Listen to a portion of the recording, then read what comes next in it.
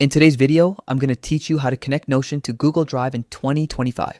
This is a full tutorial and we'll walk through each step to make sure you can seamlessly integrate these two powerful tools.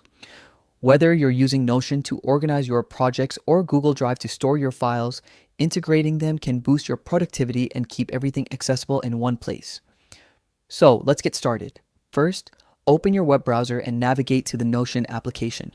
Type https://www.notion.so into your browser's address bar and hit enter.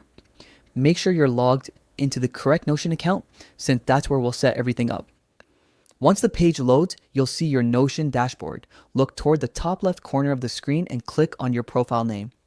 This opens your personal settings, which is crucial for what we'll do next. From the drop-down, select Settings and Members. This will take you to a new page where you can manage different aspects of your account.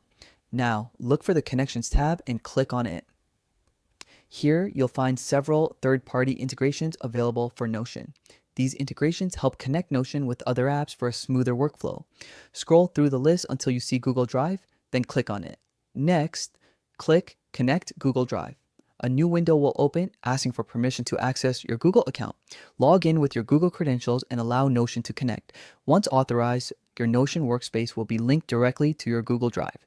Now you can easily embed Google Drive files inside Notion pages. Simply type /Google Drive in any Notion page, select the option, and choose the file or folder you'd like to link.